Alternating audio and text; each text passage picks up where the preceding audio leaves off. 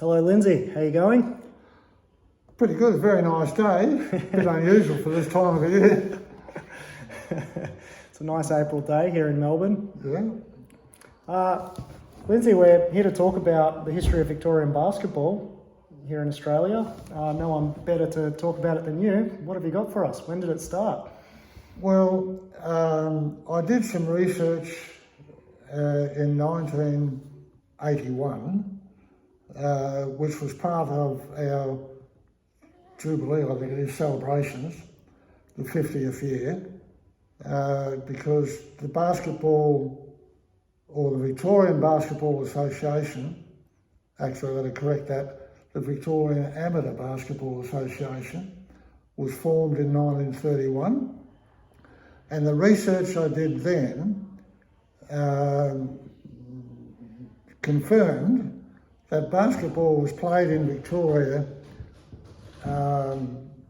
very early in the 20th century. We were able to get a photograph of a women's basketball team in 1908. Now, obviously, for them to be playing at that time, they must have been playing before then. There's evidence, I think, in South Australia of games being played before then. But that 1908 was the first hard evidence that we had of the basketball being played in Melbourne, and it happened to be a marching girls team.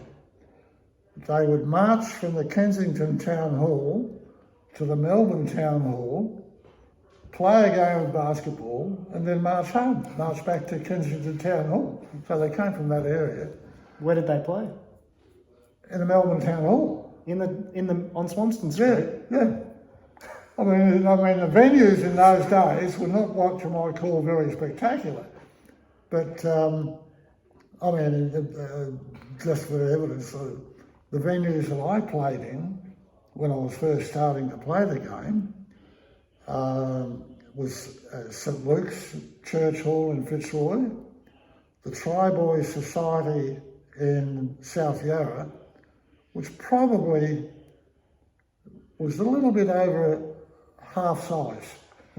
that is, if you wanted to, you could shoot from the opposition free throw line, which would be a little bit beyond the current three-point line. Wow. So that was the opposition free throw line, the other end of the court. And when you were getting started, what time period was that? Well, that was in the early 50s. So there's a big... So it does reveal my age a little bit, but anyway, early 50s. And we were no different to others who were playing the game. That is, playing in church halls, army drill halls, the YMCA, showgrounds, exhibition buildings. They were the locations where we were almost like nomadic, going from one place to another. As those venues became available or unavailable. You know, in a situation like the showgrounds, you'd play for a while and then you get dumped out because of some activity at the showgrounds, and the same with the exhibition buildings. I think from memory, I watched an Australian Championships at the exhibition buildings in 1951. So when it came time for the Melbourne Olympics in 1956, we were anticipating a dedicated basketball venue would be constructed, as is supposed to be the philosophy of the host city, to obtain a legacy for hosting the Olympics, except the chairman of the VOC, I think it was, or the Olympic Organising Committee, was the chairman of the exhibition buildings. And so They built an annex at the exhibition buildings where basketball was played. Is that annex still present? It's still there. That's where, you know, if you enter the normal entry of the exhibition buildings and you progress down the building, and then as an annex goes to the right. So it's the northern annex. Northern annex, that'd be it, yes. And they built that specifically for the Olympic Games to play They basketball. built that at the time of the Olympic Games. It wasn't specific for the Olympic Games, but it happened to be at the timing of the Olympic Games for basketball. So we were incredibly disappointed, of course, that there wasn't a dedicated venue for basketball. And so the mission was to build a stadium that, you know, that was dedicated for basketball. And it was right on almost the death knock of building a 2-court stadium in Merry, you know, Northcote area, that area there. And that's when Senator Kennelly approached Ken Watson, who was the secretary of the VABA at that time, and said, I want to give you an offer, a Godfather offer that's too good to refuse. And that was to convert one of the warehouse sheds at the Albert Park area, where there were 2 other sheds, which were normally housing Commonwealth vehicles, war vehicles during the war. And there was quite an internal battle of the basketball VABA at the time, opposing the idea of going there because the cost didn't add up to those that weren't mathematicians. And but anyway, Ken Watson won that debate, and they proceeded to convert one of the sheds to a 6-court basketball stadium. That ultimately was expanded to 8 and then 9. And that became not only the headquarters of Victorian basketball, but the location where the highest level of basketball was played, and a location where teams from other states, when they'd come and visit, would envy. This is in the late 70s? No, that was 1958. Oh, wait, hang on. 1958 was when I started working for basketball, for the Victorian Amateur Basketball Association, the early part of 1958. The stadium was finished in late 1958, but not officially opened until early 1959. Gotcha. But in late 1958, we were playing our Victorian championships, and the various associations who had taken out shares in order to fund the development of the stadium there became the associations controlling the various nights at the Albert Park Stadium. What were those associations? So the Church of England Association was Monday night. The Olympic and Metro associations were Tuesday night. Wednesday night was Victorian championship competitions, first, second, third, or whatever divisions. Thursday night was business houses. Friday night was juniors. The Saturday night didn't start straight away, but that became a junior night for the SEBS, Church of England Boys Society, and Sunday night was CYMS. How did the naming come about for the Olympic night and the business houses nights? Well, they were affiliated associations at the time. So in 1931, when the Victorian Amateur Basketball Association was formed, it was formed by 4 associations: Church of England Basketball Association, Presbyterian Basketball Association, the YMCA, and Army. So basketball was played in the services. So those 4 associations formed the Victorian Amateur Basketball Association. But it wasn't until 1946 that an Australian Championship was played. So When you say an Australian Championship, do you mean? Australian Championship between states. So each state would select a team to play in an Australian Championship. And the main rivals were Victoria and New South Wales, which is not too surprising. Ken Watson, as a player, was captain of the Victorian team, and a fellow called Peter Mullins was the captain of New South Wales teams. They were both very important players because in the very early days, after a score, the game was resumed by a jump ball at the centre. So if you had someone that could jump, or had someone very tall, you had a pretty good chance of winning because you'd get first use of the ball and you'd go and score there. But by 1951, which was first Australian Championships that I saw, the rules had changed and the game was continued after a score just with a pass in from the baseline.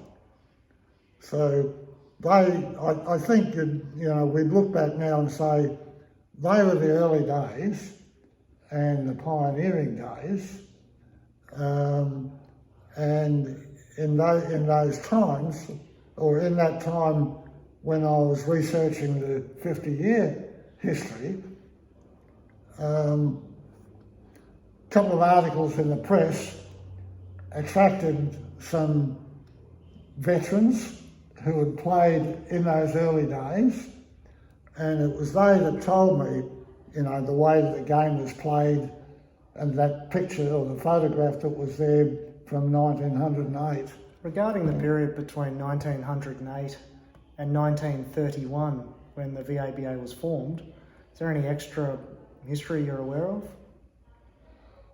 There is from that,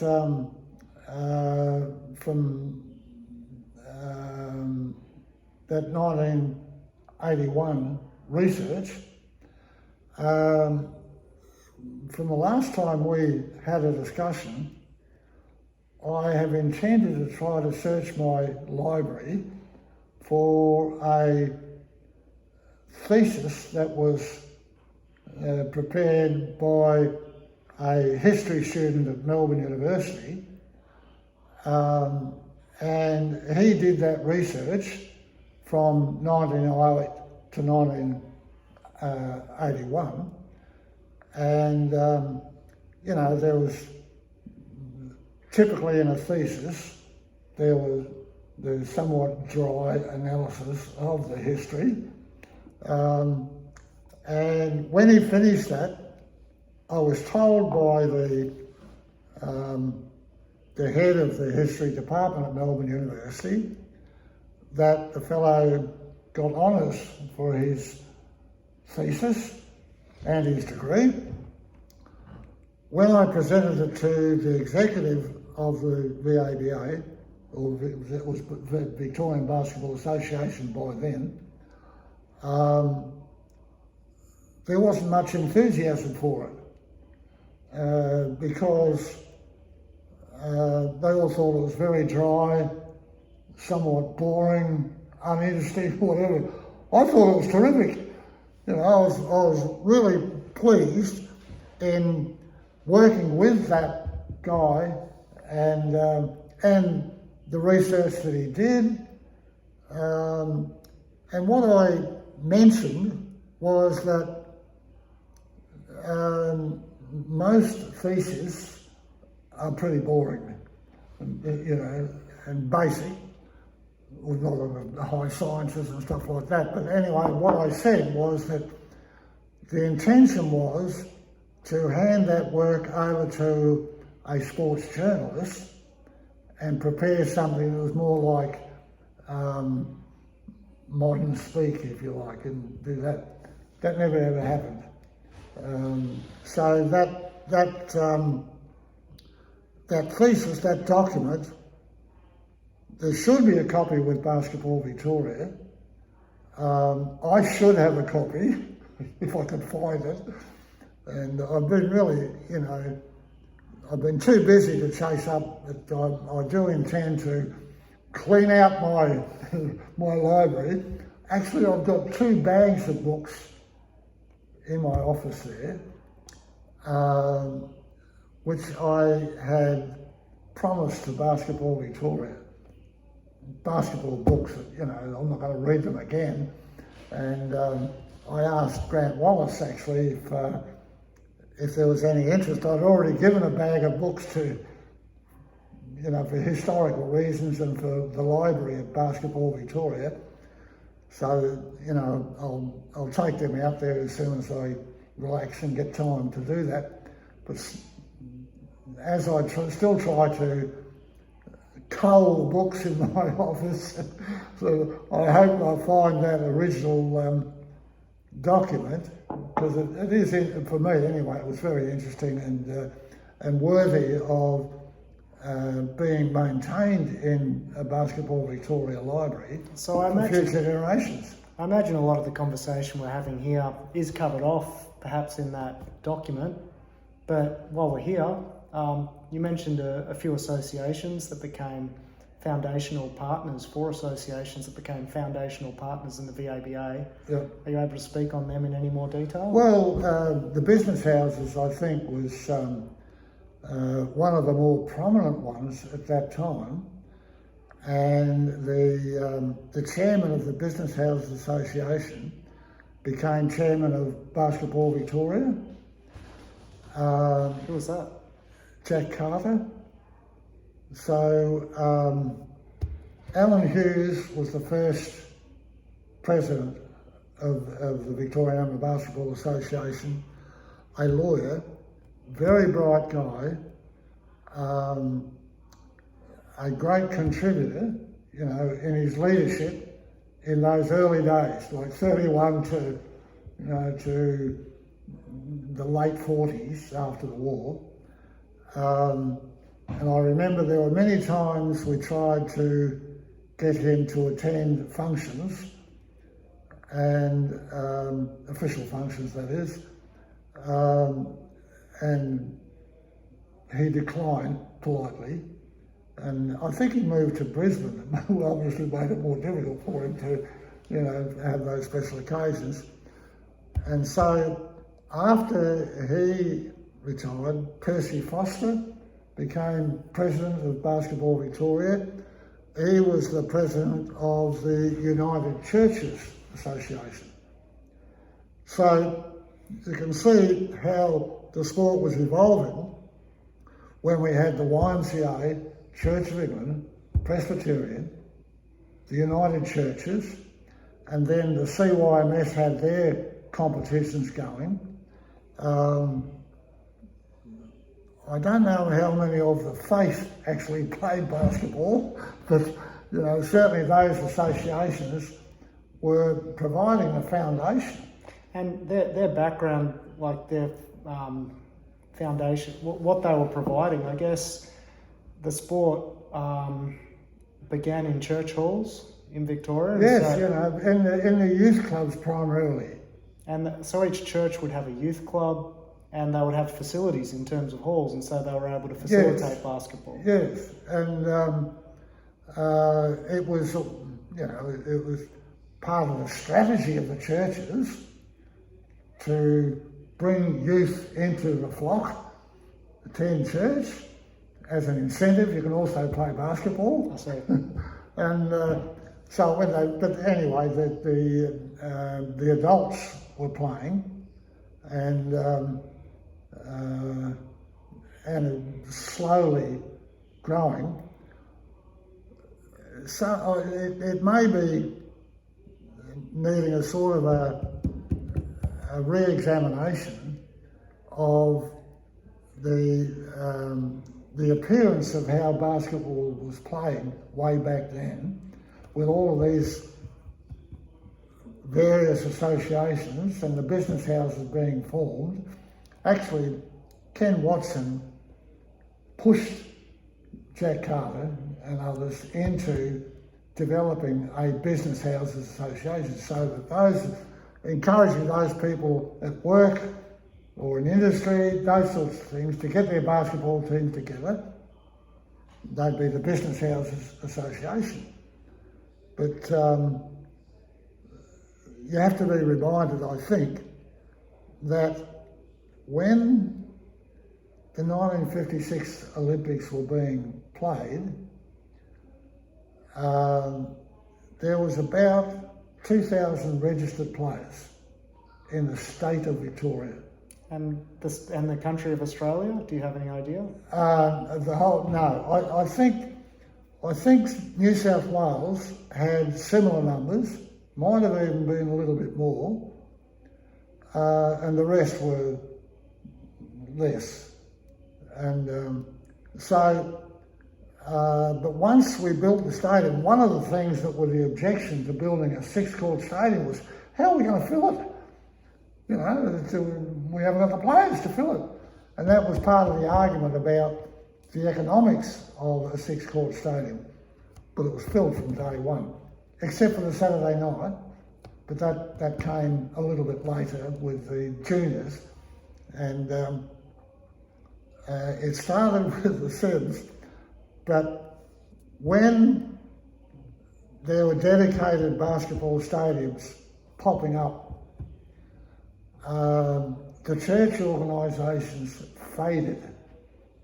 You see, so we had the benefit, when I say we, the Melbourne Basketball Association, a la Church of England, we had the benefit of conducting a SEBS competition, SEBS Church of England Boys Society, on a Saturday night. So we're getting recruits feeding into our junior programs and senior programs, whereas others were not there yet, you know, through their church, because they never had the venues. But once the venues started to pop up, the churches were losing their recruits. So they would just go to play basketball and didn't need to go to church. When were these stadiums popping up, and how did that come about? Well, there was inspiration from the local associations, or associations based locally and playing at Albert Park, and agitating their councils to build venues in their locations.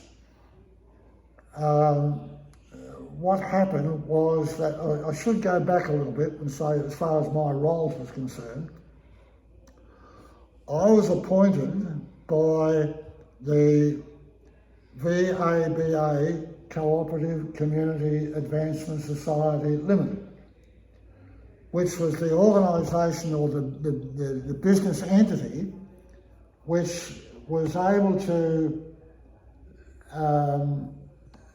qualify to obtain loans, and the way that those, let's say the deposits for building the Albert Park Stadium came from shares purchased by the various associations that I mentioned, and individuals were contributing.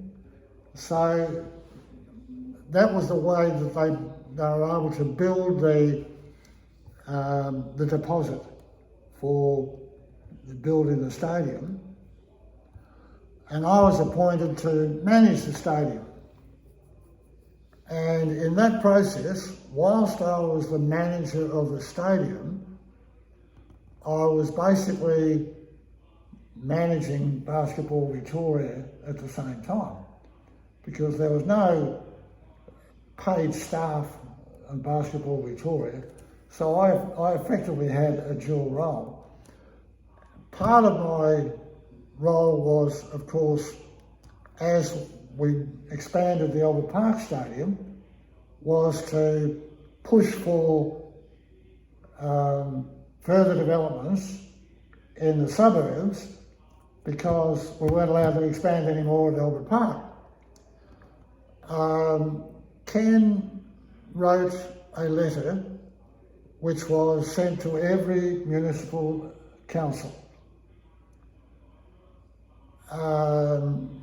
appealing to them to consider the construction of a basketball stadium. Basketball venue, I should say, hardly a stadium, but a basketball venue. The only council that showed positive interest was Coburg. When was that?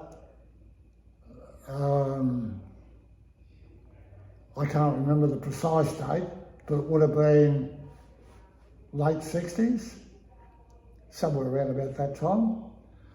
And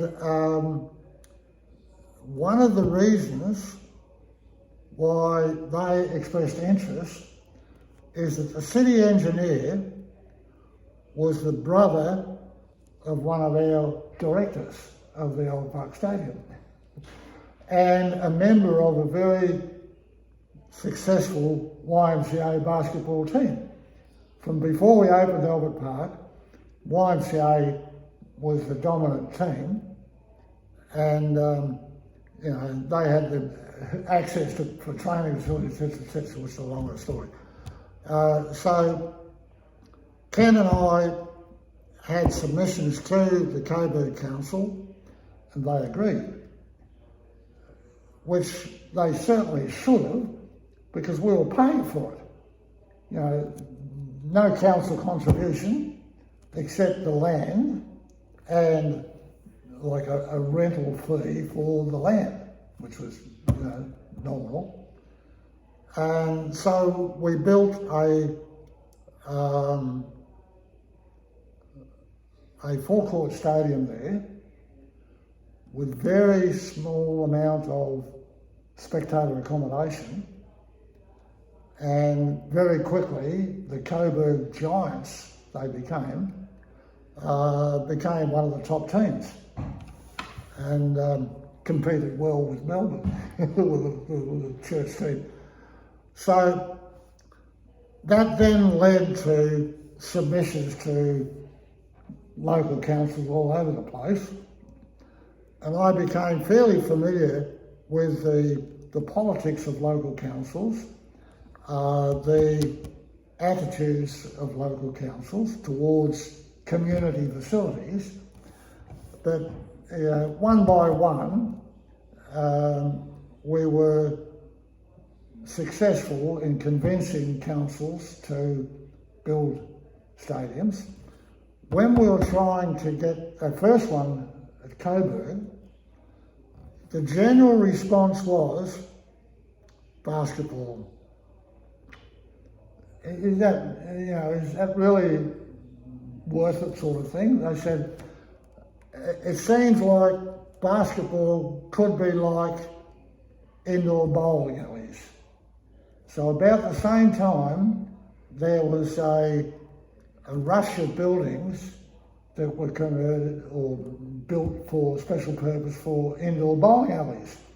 Became very popular, died very quickly, relatively. And you see, there are some bowling alleys still around, but not very well attended. But nevertheless, that was a response that councils gave us, that basketball wasn't proven. But once Coburg was built, then we had proof. And it wasn't just a fly-by-night activity that people would get excited about and then go off and do something else. Which stadiums were next and when? The next one I think might have been a toss-up between Bulleen and Nunawading. I can't remember the sequence, but the fellow that pushed the Bulleen Council into building, I think it was just a 2-court stadium that they started off with, he was so pleased with that became his profession. That is, he was a leading businessman for, I think, one of the car companies, might have been Ford or Holden, I'm not too sure. And he became a project manager. He didn't have too much success here in Melbourne. He worked on a job, on a development in Geelong. And one of the reasons was he was a pro, earning business income. Whereas Basketball Victoria was non-professional when it comes to business income and community development. So the guy that worked in Geelong, he took his business to England and did some pretty good development programs there, because England's basketball was behind us at that time, and had some success there. He did a couple of jobs in New South Wales which were diabolical for the New South Wales Association, because there were some errors made in the construction. I've been to some courts that seem pretty small in Sydney before. Well, in New South Wales, the boss of New South Wales, who was a rival of Ken Watson's when it came to the national level, he was with the Education Department, and he favoured the minimum standard or minimum specifications that FIBA had declared. That is, in the British standard measurements those days, 43 feet by 78, I think it was. And so there were some school gyms being constructed in New South Wales. They were ahead of Victoria when it came to the Education Department, and they were getting their facilities through the Education Department, not through local councils. We were way ahead of them when it came to pushing local councils. It still seems that there's very few council-based stadiums in the Greater Sydney area, comparative to Melbourne. It's light and dark. Yeah, there's hardly any. any. And that was because of the influence of trying to get them into schools. And, obviously I'm biased, and, I think their leadership there was more about embellishing their own status more than, let's say, in the interest of the community. We're not here to fund our own egos or anything like that. Well, that aside, so Sydney must have a lot of stadiums I haven't seen in schools, I guess. They've got school basketball gyms in schools, but we've caught up to them in the schools. We've got plenty of them in schools now, because now it's sort of recognised fundamental. Yep. It's just got to have a basketball court in the school. So whilst it's a diversion to basically history, I had a battle with the fellow who was responsible for what they called ecocentres. So a facility in a school would be an ecocentre. They weren't always full size. They had other elements or other activity, gymnasium and stuff like that was in it. Have you got examples? Like Eltham High School was a basketball facility, for example. That came pretty late, Right. you know, and I had discussions there. I had discussions with everyone, you know, with those councils, but the co-op was not always the managing authority for those new buildings. They have been for some, but others, councils have said, I mean, Waverley is a classic example.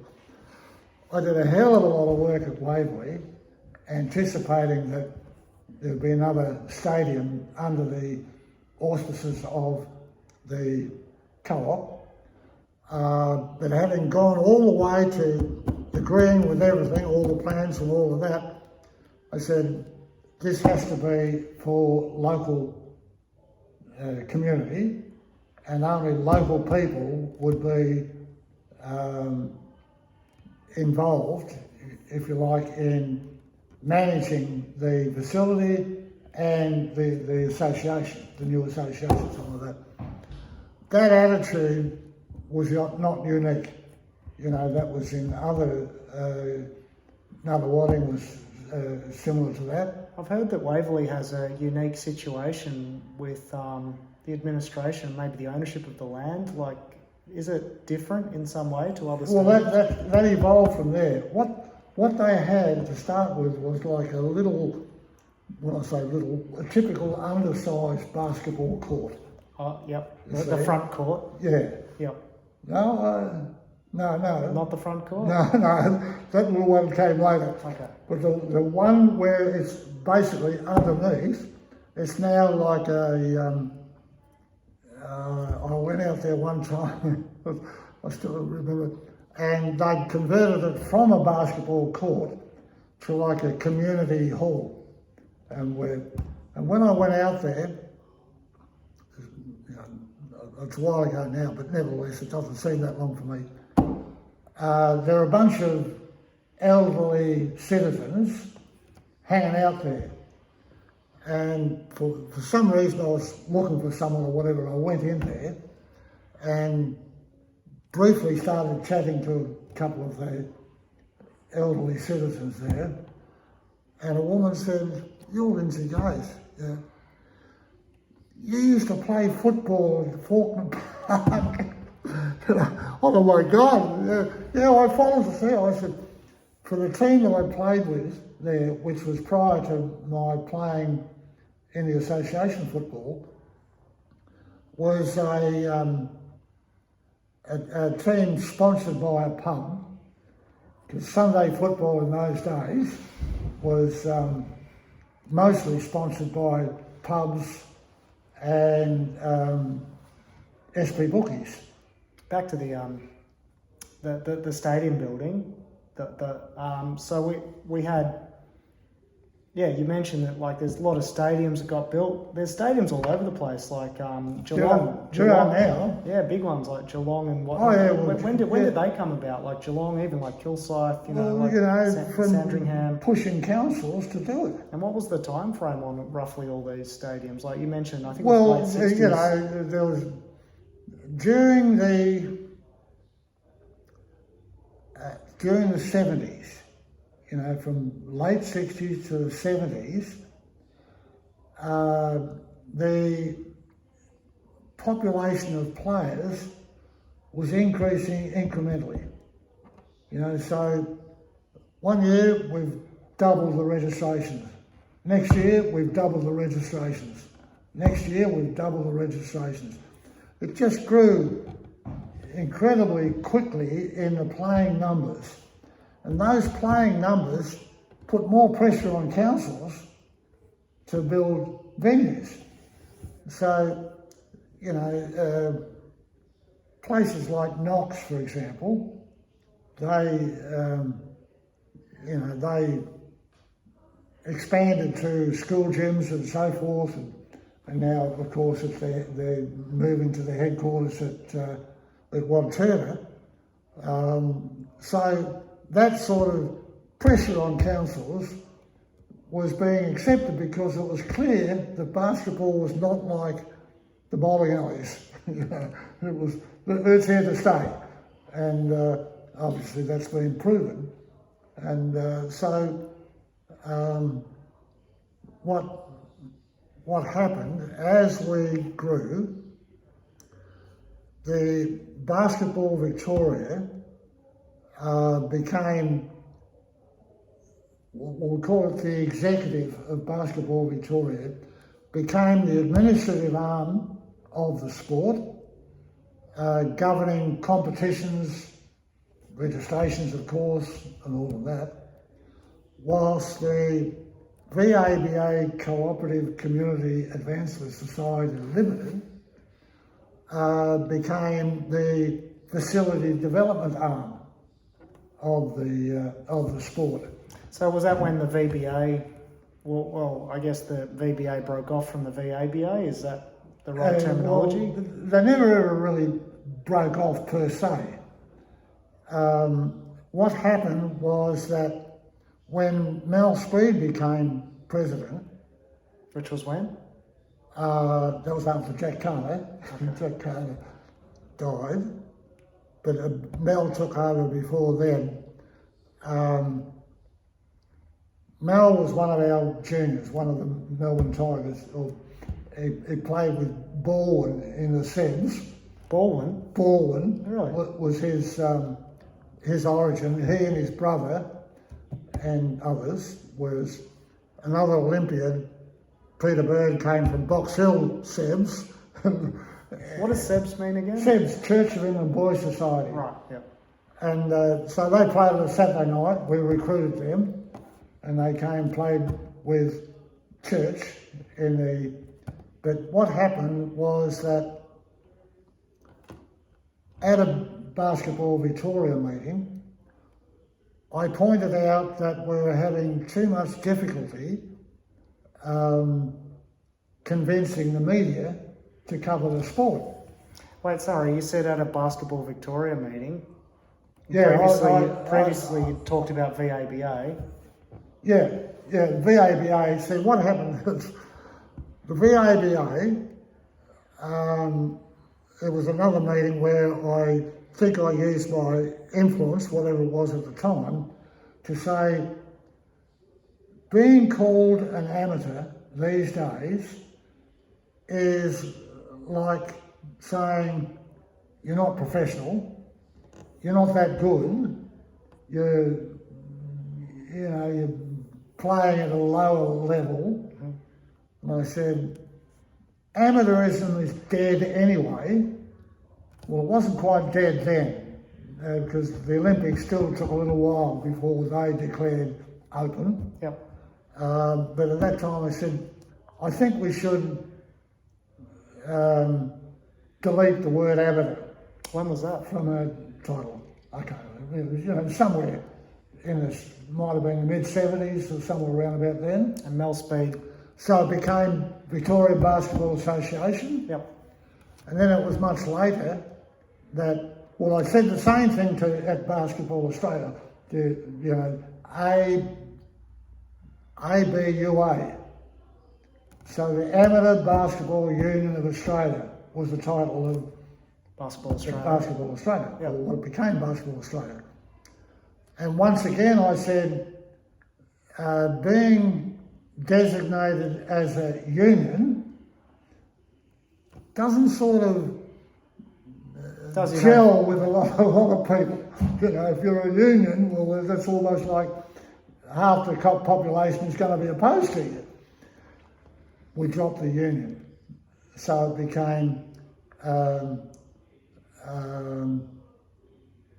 just the Amateur Basketball of Australia, ABA. And then later on, of course, I said, which might have been my latter days at that level of administration, I said, the sports are now sort of known as Football Australia, Tennis Australia. We should be Basketball Australia. When did that happen? That was, that'd be probably mid-80s or 90s, somewhere around about that time. Yep.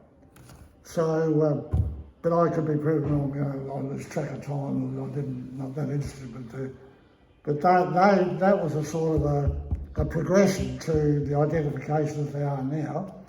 And with Basketball Victoria, what happened there was that the co-op was managing the venues, and Basketball Victoria, we'll call it for clarification, was managing the competitions and the administration,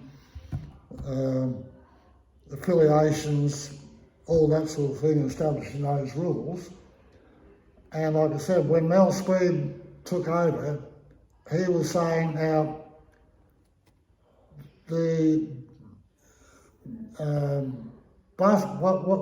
changed our name to Basketball Stadiums Victoria from VABA, Cold Community Events Society Limited, like Basketball Stadiums Victoria, of which Basketball Victoria. Did you want to talk about the evolution of the competitions, Lindsay? Well, for quite a while after the Victorian Basketball Association was formed back in 1931, and when we moved to the Albert Park Stadium, those competitions, and I'm referring to the Victorian Championships, that's the highest level of the sport in Victoria, stayed pretty much the same for a long time. But as it was, we felt that we should have higher expectations or higher goals, and we, the Victorian people, encouraged the development of club team competition between the top clubs around Australia, because prior to then, the highest level of competition was the Australian Championships, which was played over a week. 1 week of high-level competition, and the rest you go back to your states and play the same way. So in Victoria, there was a general consensus that the competition between state teams wasn't as rewarding as competition between club teams, because inevitably there would be arguments about the appointment of the coach, arguments about the selection of the team, plenty of evidence to show that that was fair argument. And so, excuse me, our mission was to try to enhance the standards by higher levels of competition for the club teams. And so Victoria led a program called the Southeastern Conference. That was inspired by a visit that Ken Watson made to the United States Southeastern Conference, where he studied basketball as it was played at Auburn University, where the coach there was famous for his shuffle offense. So we was able to get enthusiastic support from the neighbouring states of Victoria. Queensland, Western Australia missed out. Couldn't afford that. Not that we didn't want it, but we just couldn't afford it. In terms of travel cost? Yeah. And accommodation costs that went with that, but mainly the travel costs. But for the first few years, the Southeastern Conference was very popular. When was the first few years? When were? Would have been 1966 to 1971 inclusive. What happened was there was resistance to that by the South Australians particularly, clubs loved it, but the South Australian state administration had no authority. And given they wanted to be seen to be the bosses of the lot, they didn't sort of support the club competition and preferred the state competition where they had the authority. They were picking the state teams, they were picking the coach, and very much of the authority for what was going on. New South Wales were very enthusiastic. Tasmania had difficulty because of the economics. South Australia dropped out. Tasmania dropped out. We had only in Victoria and New South Wales. We were dominating the competition at that time and losing money, with the others dropping out. So we said, we've got to find a different way. The New South Wales were very bitter and twisted at our withdrawal because they were getting big crowds to our games and we were drawing flies. But nevertheless, that was run in conjunction with the state championships. State championships were still very big in Victoria. We were accused of recruiting the best players from other states to come to Victoria, therefore reducing the standard of those teams, which was all a crock of shit. There were a few players that moved to Victoria because of the higher standards, particularly from Queensland. But anyway, the replacement of the South Eastern Conference was a national club championships. By then, there was almost zero interest in the competition between states, and all of the interest was in the clubs. When was that? So we had a club championship. That would have been after 1971, so from 72, 73 onwards, the club championships lasted for a while. Yep. And then... Who are the clubs represented? Well, we were there. By then, we'd changed our name, of course, from Church to Melbourne. Well, went from Church to Melbourne Church Tigers, because of the connection with Auburn University in the United States. Oh, right. But they were called the Tigers. Really? Right. So we dropped the Church, it was Melbourne Tigers. Gotcha. So a bit of a When did those name changes happen for the Melbourne Tigers? It would have been around about those times when we had the club championships. About 72. Might have been.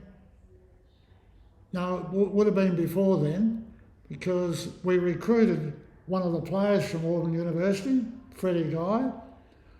He was the first recruit to come to Australia by a club bringing them in, not by Mormons coming, whatever it was. And whilst we were very good, before we recruited Freddie, we became very, very good with Freddie. And we won each of those South Eastern Conference championships. From the time it started to the time it finished, we won every one. All 5 of them? There were 6. Oh, 6. Yeah, all inclusive. 75 to, all right. And, 65 to 71. Yeah. And in retrospect, I have quoted, how lucky were we to recruit an ideal person to join our club, who was a role model for everyone.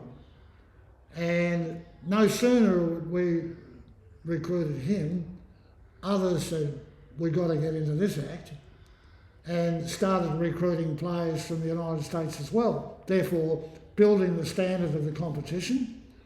And the interest in, the media started to have a bit more interest, because we dropped all the church identities. I think I might have mentioned this before, that, the media told me that when I said, we've got to get coverage, I was writing ghost articles for the press about our championships and dealing with them, and they said, it's too hard. It's either a church parade or an ethnic war, because we had church, Presbyterian, United Churches, CYMS. And then all the ethnic clubs. And then, it's Triestina, the Latvians, the Lithuanians, the Estonians, the Italians.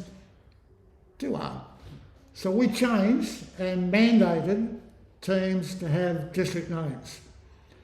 It was a decision that took the soccer people 20 years to follow. They were having their ethnic wars and continued to have their ethnic wars. And when we changed that, we were well ahead of what was necessary. And since the ethnic wars changed in soccer, when they went to their regional clubs as well, regional identification. So shortly after we opened at MSAC, the decision was that the midweek Victorian Championships was redundant, and the emphasis would be on the weekend competition, weekend leagues, whatever. And so that moved into what we now know as NBL 1, but that was... I remember the VBA concluded, I think it would have been about 99, and subsequently leagues like the VBL took off. And I guess throughout that time, I recall like the CBA was pretty active before that period. But the midweek competition was still a thing. The Wednesday night comp was still a thing until the late 90s. But at that time, I think... because it was only a couple of years after we went to MSAC that it folded. Yeah. Up until then, it was the thing. But at that time, there were two that it was like, you had your Tigers guys from the NBL were playing in the midweek comp and then playing in the NBL on the weekend. But also the midweek comp also had teams like Ballarat and Bendigo. Absolutely, that were good, like CBA teams or ABA teams or NBL 1 teams at the time, right? Yeah, that's right. And, so that's the way the sport has evolved into away from a so-called Victorian championship between clubs into leagues. And so that Wednesday night VBA comp, you considered the Victorian Championships? Was that the... Yeah, that was the Victorian Championships that ended. Yep, that ended, right. And so it became league competitions played on the weekends. With regard to the multiple divisions of Victorian Championships, like circa, I don't know, last 20 or 30 years, there were second-tier comps. When it concluded in 99, VBA, there were second-tier comps like the MMBL. Was that at all affiliated? No, that was all with the league. When they started league competition, that came after the Victorian Championships. Right. So it's separate to the Victorian Championships. Yeah. See, what I wanted was that we'd play state championships during the week and league competitions on the weekend. So, there was the National League and there was the ABA, league, second division. That's now changed. So whatever was the second division ABA became NBL 1 at the time when Kesselman took over. Yep. And he wanted to run everything. Yep. And I remember, I don't know if I mentioned this before either, but I remember being quoted in the press as someone who was advising sport to be wary of the commercialisation.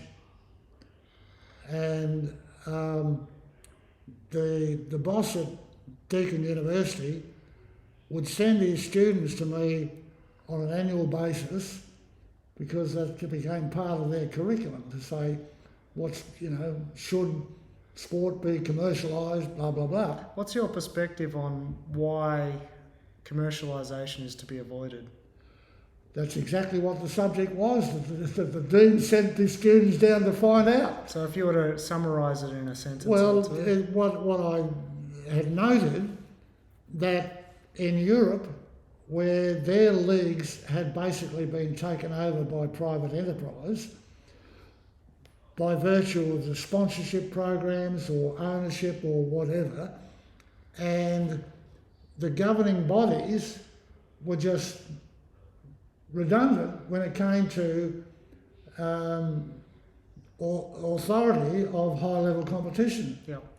FIBA was also, that took them... And I suppose the analogy you could draw is like if you've got a professional competition that's commercial, I guess their MO is to entertain and make money. Absolutely. Which is why in the NBA you have no defence and you have these stars No, who get... there is defence in the NBA. Wow.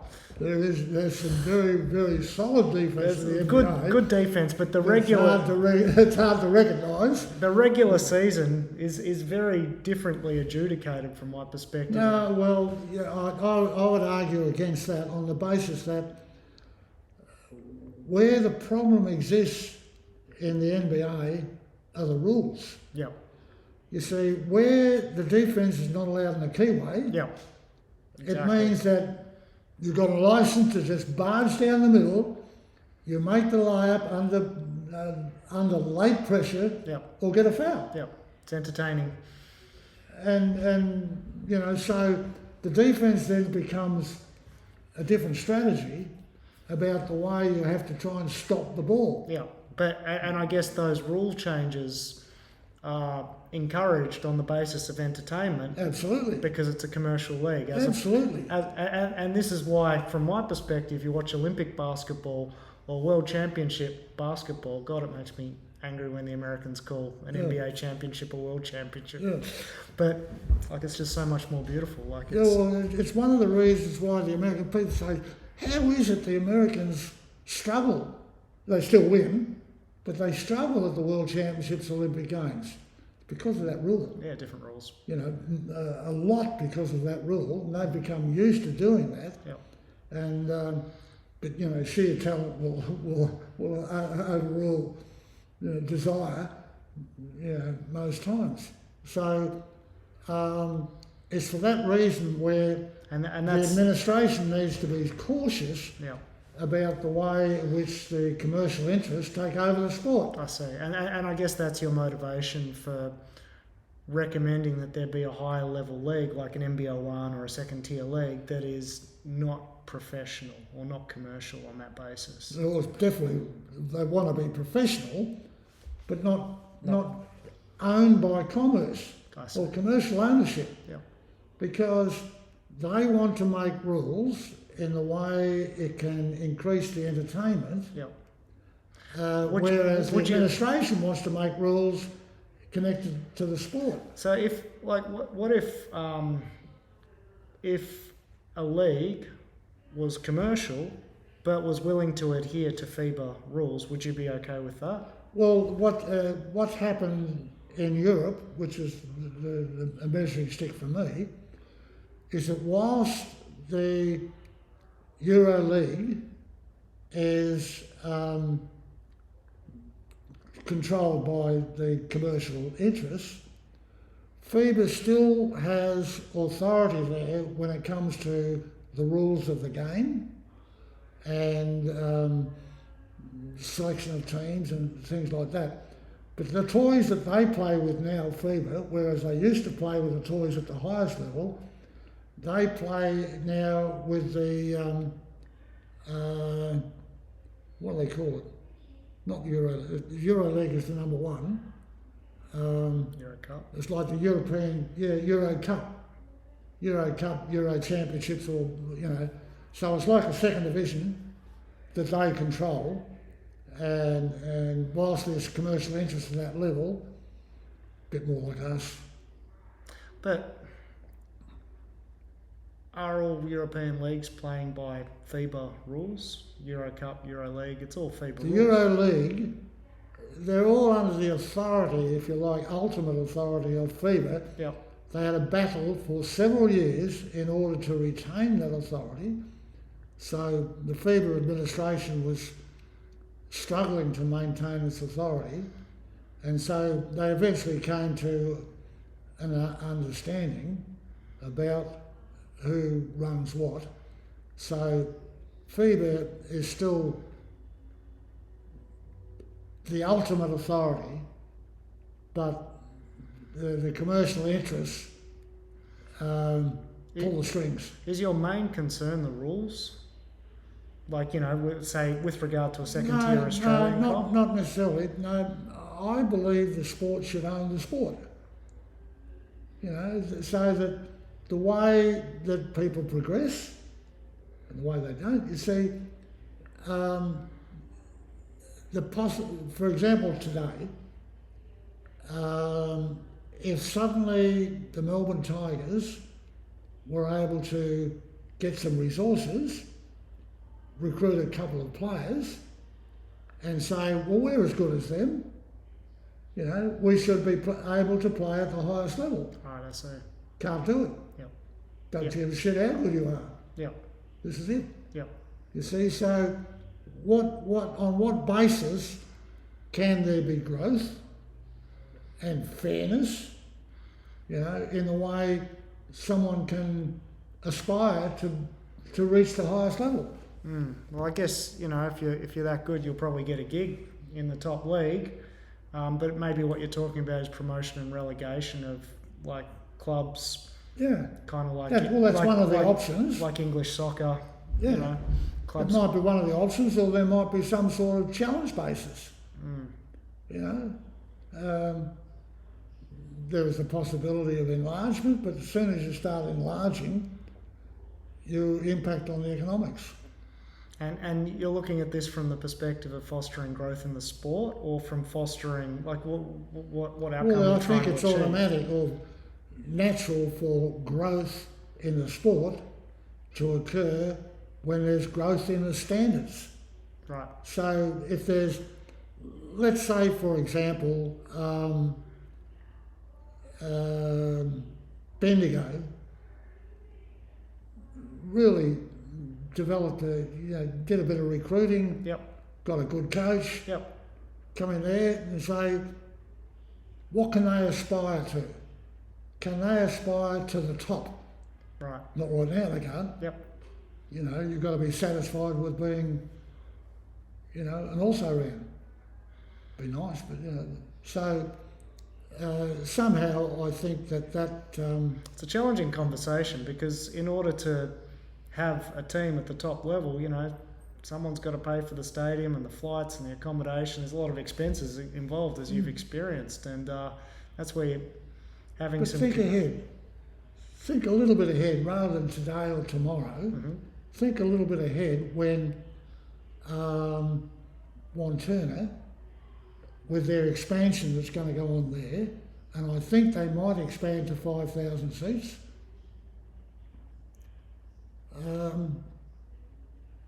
Could Knox aspire to play in the league? They've got a venue. Yeah.